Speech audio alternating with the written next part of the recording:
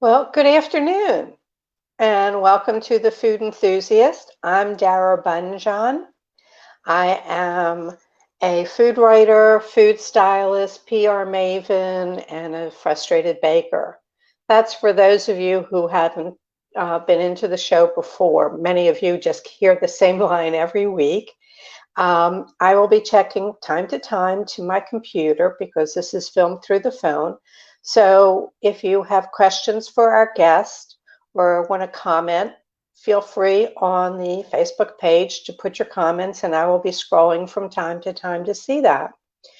Our guest today is the Willy Wonka of Madrid, New Mexico. We'll see if we can get the math working. Harvey Shugarman of Shugarman's Little Chocolate Shop. Many of you tuning in here in the Baltimore area know Harvey for the 20 years that he had Harvey's restaurant at Greenspring Station, an iconic restaurant ahead of its time and sorely missed. So let's bring in Harvey. There he is. Hi. So Hi. glad that you Hi could there. join How are us. you? Thank I'm you. doing I'm doing great considering I'm in the process of packing my house up and moving, but all in all, I'm here, I'm smiling, and I have people watching and enjoying your company. Um, Yay. Yay. Great response. So many people love you and have responded to the advance notice that you were going to be on the show. So I hope we have a lot of people tuning in. Um, let's first talk about Madrid, New Mexico, how Okay. you got into chocolates, and go for it. Let's talk about how that evolved. And I'm going to Okay. bring up the screen here. So I came to visit Santa Fe and I fell madly in love with Santa Fe. And then somebody took me out, and we call it Madrid, not Madrid. So Okay. locals call us Madrid. So I came to Madrid, and the moment I walked in town, I just felt like I was home. Hippies and artists and writers and just the most creative people I've ever met. And also just, they call us misfits here that, Right. that were a little bit off, a little bit different, and, there's a lot of freedom to be here and people are very authentic about life. And it's a very, very small community. There's only about 250 people that live here. So I was visiting and I saw a shop that was going to be for rent and I checked it out and it seemed like it was doable. And I came back and set up the shop. And prior to that, after closing the restaurant, I did a lot of consulting and everything dried up in 2008. I couldn't make any money. I didn't know what to do. And I just started playing with chocolates and I took it to a party and people just like went nuts over it. And I went, well, maybe this is something I could do. So that's how that kind of started. And I didn't want to do anything really in Baltimore in the retail district or anything like that. And I wasn't really set up for wholesale. So I was kind of like dabbling.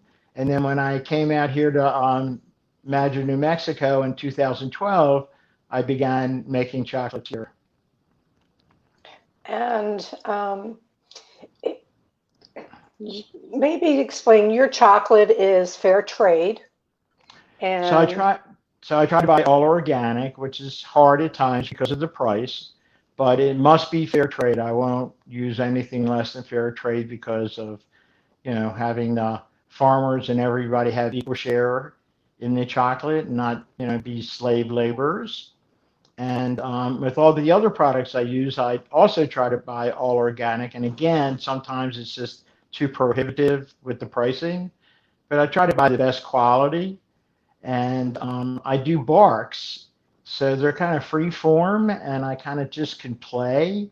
So because, I'm not sending it out to the world, if I make a tray and people don't like it, then I just can give it away. So the barks are fabulous and it allows me to have a lot of creativity. And then I've been doing truffles with, not truffles, I'm sorry, turtles with green and regular caramel.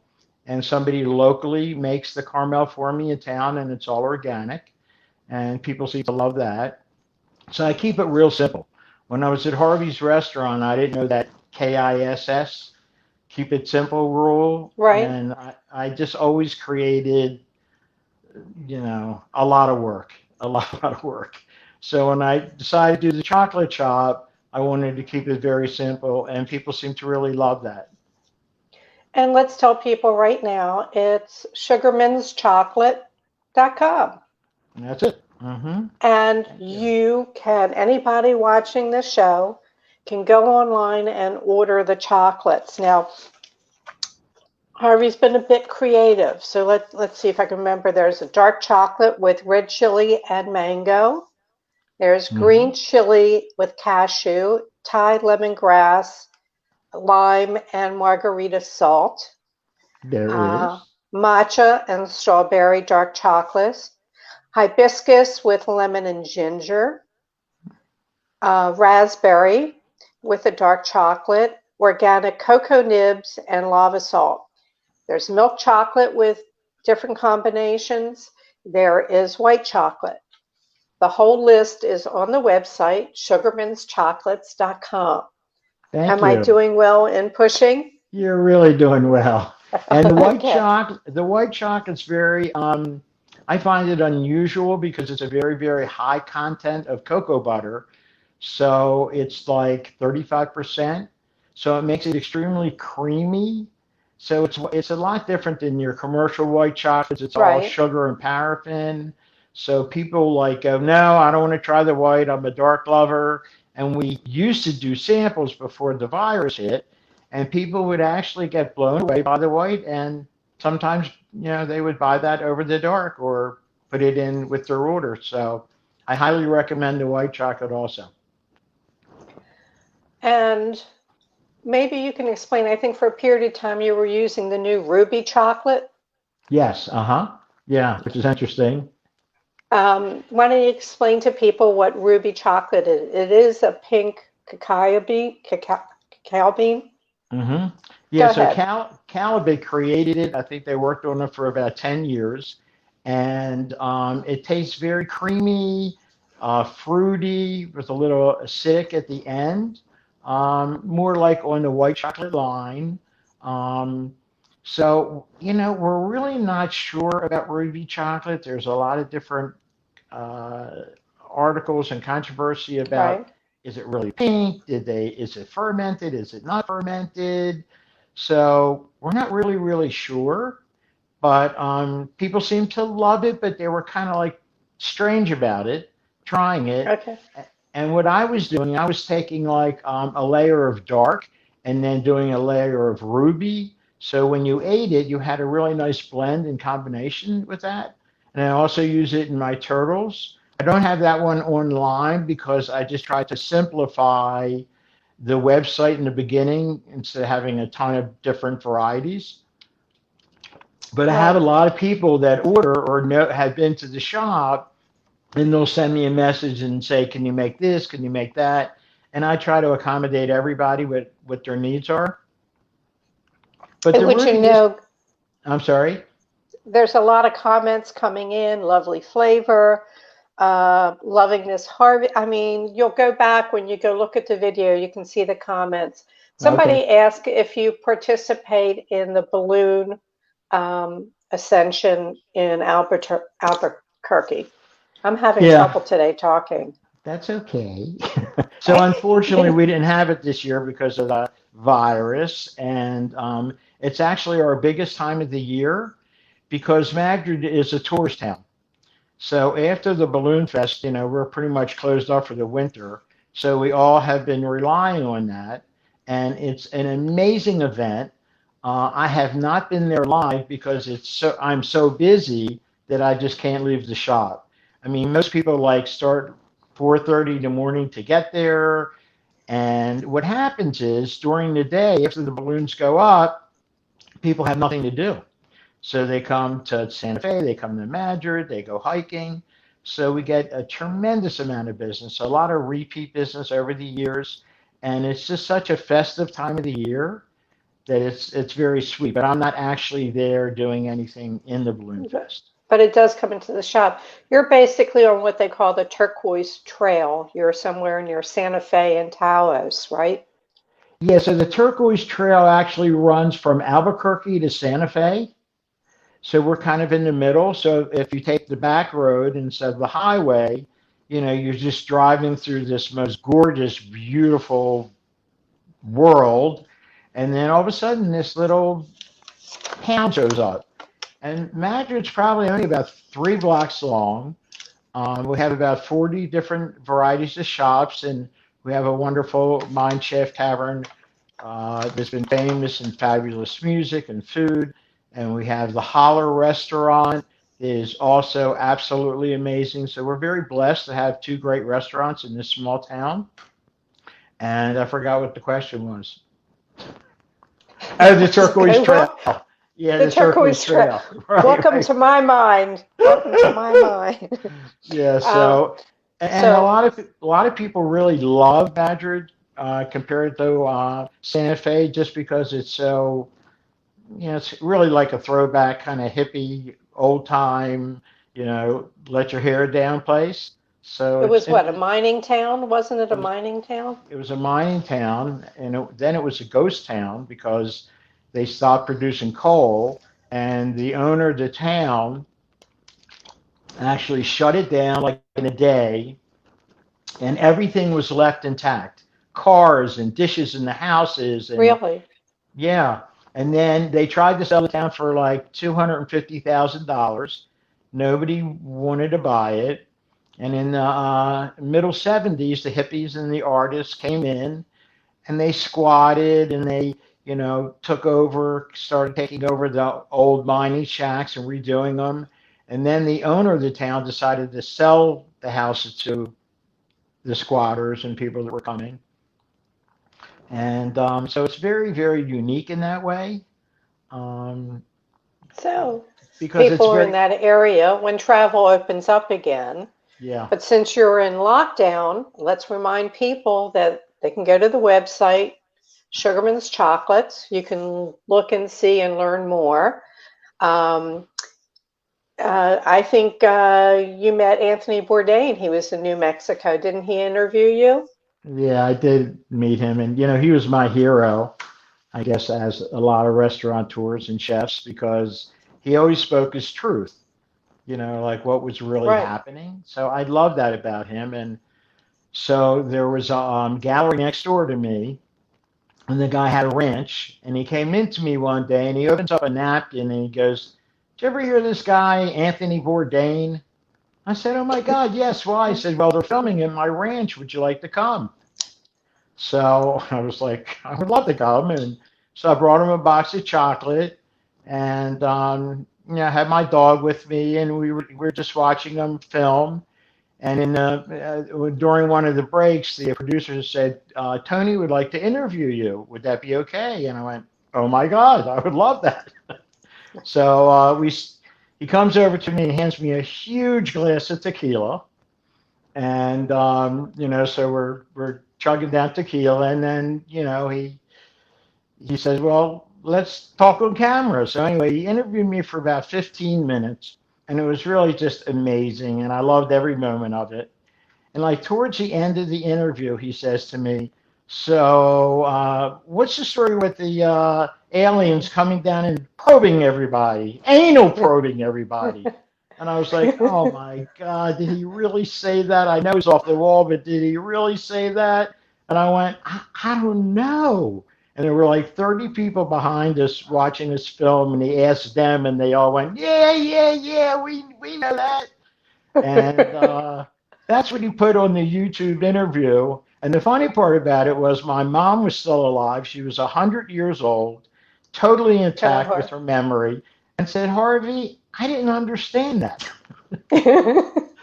So the deal maybe isn't just as well. right, right. But in Roswell, New Mexico, it's known that the aliens came down and they were anal probing everybody, and so that's where he got that piece from. Well, you'll come read all the comments. I keep turning, they keep popping up here. So people want to talk about. Harvey's. But let's go before Harvey's, where you were the manager of Gerard's, our disco, our big thing in the Our 80s. Studio 54, yeah. Our Studio 54. I'm sure there's some interesting stories you can share from there. At least Probably, one. probably can't. You probably can't.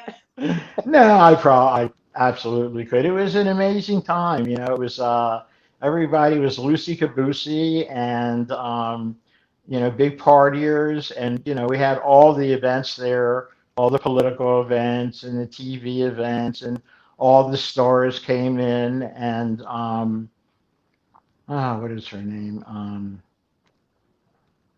Carol Channing. She Oh, was hello, known. Dolly. Yeah, she was known for wearing her mink stoles. So when she came in, she wanted us to check the mink in the office, and we did. And I put it on, and we were all taking pictures and carrying on, and but we met a lot of Alan Alda was there. I mean, I can't even remember all the celebrities. Liberace, and then we would do these after parties, which were just It was wow. the 80s. It was the Yeah, 80s. it was the 80s. Yeah, Right. Um, I think it's interesting. The building you were in eventually yes, became City Cafe here in Baltimore. right. And the same owners of City Cafe now have Tarks, which is where Harvey's was. Isn't that something? So, yeah, that's very interesting. I don't know how Yeah, else to put it. yeah, I found that Um, also. let's see. So, with Harvey's, for those who aren't from Baltimore, was the quintessential restaurant to be seen. It was in Northwest Baltimore. It was a more affluent neighborhood, and that's where people went. There were a lot of clandestine meetings at Harvey, so I heard. Um, and but the food, everybody loved the food. As I might have mentioned to you, a friend wants a recipe, which you're going to email me for the fettuccine Herschel, Uh-huh. Herschel, which was basically your Hebrew name, and that's what went on with that. But there have been so many different comments. You had the quintessential brunch, Yeah. and everybody, before brunch was the thing, it was a flat fee, and you had extra rooms, and it was a buffet. So you had shrimp, you had anything that you wanted because part of your clientele was Jewish. There was always lox and bagels and some smoked fish and things along those lines. And actually, when you closed, the Chinese restaurant next to you took over doing the buffet. Yeah. Um, Yeah. was that your own idea or was something inspire that? To be honest with you, I can't remember how we created the brunch, but for me, I had so many incredible, talented people that worked for me. And my thing was like, tell me what you think. If it was a dish, whatever it may be. I mean, I certainly had to try it first before we put on the menu or we did anything, but um, I I have to cough. cough. Sorry, everyone. I couldn't hold it back. Okay. So I think by giving my employees the ability to have the freedom to like say, why don't we do this or why don't we do that? And it could be the dishwasher to the chef. It didn't matter. I think that's what made the restaurant so successful. I had so many talented people in my kitchen that, and giving them again that freedom, really, I think it made us that eclectic.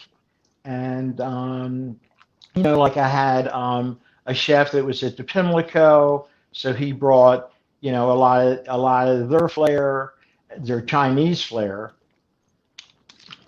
I had chefs from different places again that just had a different flair or a different taste, and we would combine it or play with it, and I think that brunch probably was a collaborated uh, Effort. effort, and it was so hard. I mean, between keeping up with shrimp and the hot bagels and the omelet chefs, and we used to do like 800 to 1,000 people a day, a Sunday. So Amazing. it was after a hard Saturday night. We had to completely break down everything. So that I don't miss any of that. Somebody had sent a note saying, "Do you miss food service?" The answer is no, not at all.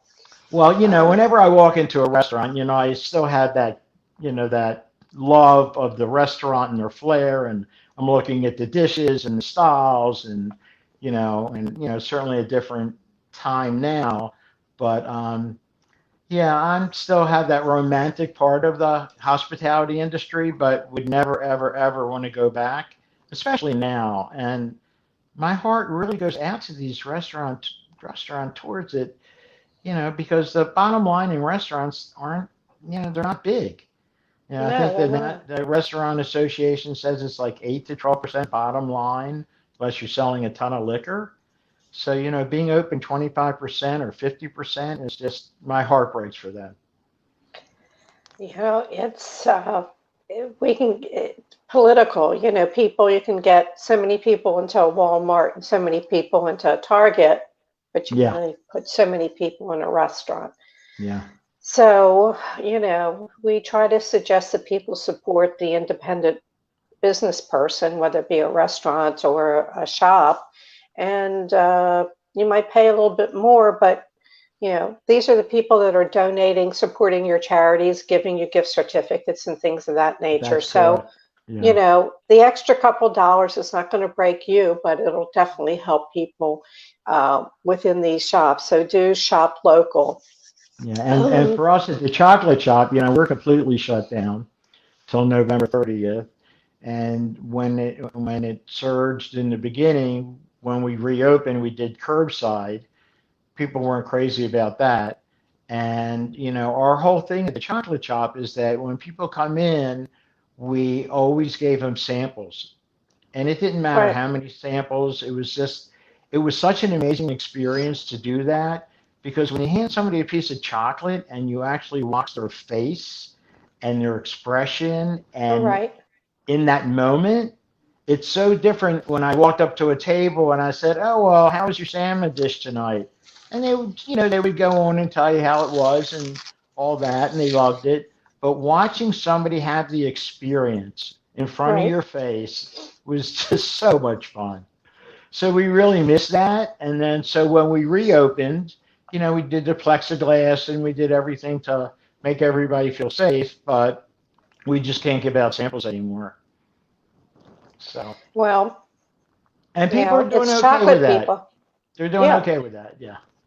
Well, if they hadn't been in the shop before, they don't know the difference. Right, right. They, and if they came in, they already know what it tastes like. So you're golden. Um, there's a note here. Jerry Zimmerman met Harvey at Gerard's. I complimented him on the delicious crab cakes we had for dinner. I wound up years later working for him as a hostess 2 nights a week. Loved every minute of my 4 years working there. He was a great boss and so funny. Wonderful memories. And there's more. I don't want to Yeah. continue to. And Jerry, who we absolutely love, her son managed the restaurant for about 7 years, Jay Zimmerman. And so that was a hoot. And I think yeah, so some other people in the family worked there also. And the beautiful part about Facebook for me is still being in connection with everybody in Baltimore, and that's just such a fabulous thing for me. And also keeping track of the hospitality industry and what people are doing and who's who, and Right. that's one thing that so I still stay in contact with a whole lot of people that worked at the restaurant, and a lot of customers, and and friends. And the greatest thing is in the chocolate shop, we had people coming in and saying, "Oh, we used to eat at your restaurant," or "I had my first date there," or "I got married there," and they're in the chocolate shop in New Mexico. It's like, oh my God! So Well, that's really something. I have a story similar to that. A Uh huh. friend of mine, Vince Lupo, is a Right, photographer. right, right. Yeah. And Vince, who does fashion and architectural, and there's a picture of me that he did with the K5 mixer. It's my professional picture. He was out in New Mexico shooting black and white for the artistry of it, not for any magazine. And he Right. walked into your chocolate shop and he starts reading because we did an event. I was on the program committee for the American Institute of Wine and Food, and Stephen Reichlin was putting out his first, or maybe his third barbecue book, Barbecue Yeah. USA. Yeah. And we were putting something together, and we did it at Harvey's out on the patio so he could have a charcoal grill and show everyone. So I, as a program manager, sent you a thank you plate or a thank you plaque. We did a couple different things. So Vince is in your shop, and what he's looking around and he's reading this. Thank you for so much for doing this with Stephen Reichlin, blah, blah, blah, Dara Bunjon. And like he flipped out. Right. He didn't Right. know Right. you from Baltimore. Right. And that's how I found you a couple of Yeah. years ago. And I see pictures. My friend Terry Kabik and her son was in the shop. I look Yeah. and see. Yeah. So everybody, if you're tuning in late, that's sugarmanschocolates.com. You can get his chocolates, order them online. He can ship them out. You don't want to miss out. Great flavors, fabulous chocolates. And one of my last questions is, what is your epic culinary fail? Can you tell me one? I know that you maybe had two in your whole lifetime, but you can tell me one. I can, but I want to go back and tell you that Vince and I still connect, and every time he comes out, we get together, at one of our friends' places on top of the Mason, have a dinner or whatever, and he's just a great guy and an amazing photographer. So Fabulous. yeah, Yeah. we love that. So for me, I did something called Cream Dreams, and it was pastry cream. We breaded it, and then we fried it, and it was unbelievable. It was really fabulous. So I was thinking, well, maybe I could do something with this, and let me like test it. So I would do a couple of the fairs, like I remember doing Johns Hopkins Art Right. Show fair, a couple other ones, and what I realized is that it was very, very hard to keep pastry cream and a crust alive, for more than a day or two before it just kind of fell and became icky. And when you fried it, it was so hard. It was just everything about it was horrible except the taste. It was an amazing taste, but that didn't work out real well. Well, I have greetings for you from Amsterdam. Wow. Amsterdam. Donna Friedman. Oh, I love Donna Friedman. Yeah. From Well, Baltimore. Donna, he Yeah. loves you. There we go. Let you know you're listening in here. And my last and final question is, what didn't I ask you that I should have? That's great. Um, I don't know. I Anything really. else you want to tell people? Well, it was funny when we connected. I was thinking about the last time you and I were together, and I remember the area that we sat in the restaurant, just chatting and being creative and talking about everything you were doing and what I was doing, and you're always an inspiration to me, and I want to thank you for that. Oh, Yeah, thank you. well, you're welcome. Well, Well, you. I was in awe of you. Early on, it was like if I met the chefs in Baltimore, I was like, oh, it was, before the Food Network and going behind the scenes. I Yeah. remember at something at the Fancy Food Show meeting you there when fig balsamic became big. For whatever reason, that stuck in my mind, and you were there buying gallons of it for food service, and we talked then. Um, you know, the love of food and what food brings to the table and brings people around the table is an important thing, I think, in your upbringing and in mine. I was Yeah. raised that no newspapers, no TV. We didn't have cell phones, we didn't have computers, but we sat at dinner time as a unit and communicated. And I think you had something similar to that with your bubby Yeah. and your Yeah, mother. you're right. Yeah, yeah, yeah. Yeah. Food definitely brings us together. And it makes us It happy. makes me happy, that's for sure. There, And it's like chocolate really makes people happy. So yes, it does. Yes, it does. Okay, everyone. So if I didn't tell you before, sugarmanschocolates.com. You can find Harvey there. Any of you Baltimore folks want to reconnect, I'm sure he'd love to get an email from you. I would love that. And buy some of the chocolates. You're not going to go wrong. They are absolutely amazing and different flavors and exciting. And before I forget, I don't know many businesses that have 5 stars on Yelp, but Sugarman's Little Chocolate Shop has 5 stars, not 4.5, not 4 3/4, 5 stars. And that isn't just one review, that is multiple reviews. So people, buy some chocolate. The holidays are here. I'll ship them out to you. Harvey, thank you so much. Great Thank you so seeing you. much. Stay well, stay safe, and to you and yours, all the best. Thank you. And Same to you. you're welcome. And I just have a couple of notes to wrap up on. A couple weeks ago, Nick Maggieri, who is a famous baking instructor, cookbook author, teacher, just fabulous, had to cancel on us. He is rescheduled and will be on the show Thursday, December 3rd. There will be no show next week for Thanksgiving, though I hope many of you are able to get together with your families and enjoy the holiday. And hope that next year, if we weren't able to do it this year, that we can give thanks next year that we're all together at that time. If you want to see the show, it'll be up on the Facebook page, J More Living, immediately after the show is over. And later today, it'll be up on the jmoreliving.com page and YouTube. As always, we appreciate when you share the show with your friends and help it grow.